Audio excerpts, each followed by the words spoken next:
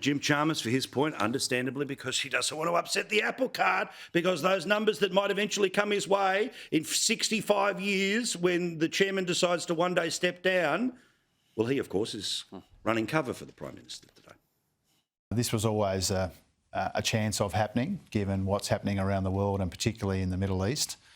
Prime Minister Albanese's had 3 conversations with President Trump in recent months. We'll continue to engage in the usual way, but I don't think it's especially surprising. I do think it's understandable. So, Linda, I've been waiting for this all day. How is this technically a win for Albanese?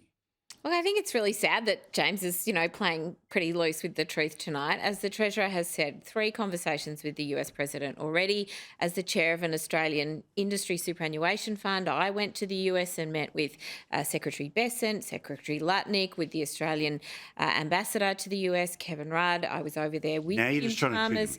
There's been extensive meetings between the current US administration and Australian business figures and the Australian government. But we know leader to leader. Anything other than that is not true. Not with the big man. Well, I don't know if you know, James, but government works not just surrounded by one person, but actually there's representatives all over the place in the House and the Senate that really do. Puts a lot of power in Linda, one there's a big difference between me picking the phone up to you and me wanting to meet with you as well, and that's what Trump's doing on multiple occasions, as the Treasurer has spelt out really clearly today.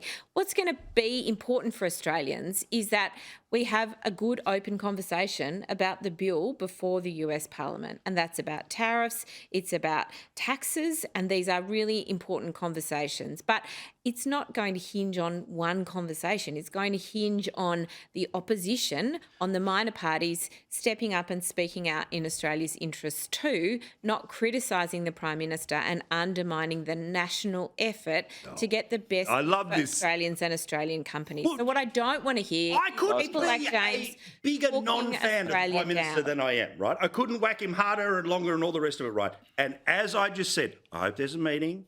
I hope it happens, because interpersonal relationships clearly are what matters, right? Then let's Prime Minister, not politicise foreign affairs, right? Let's not undermine the Australian government's efforts, whoever they are. But I'll be honest, I'm more obsessed with the media who built this thing, the most important meeting of his career, of his entire life.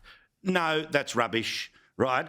And I love that the same people that were pumping those tyres are the ones that had to turn around and say, we've been reminded of our place in the world today. Yeah, so has the media, but does that surprise?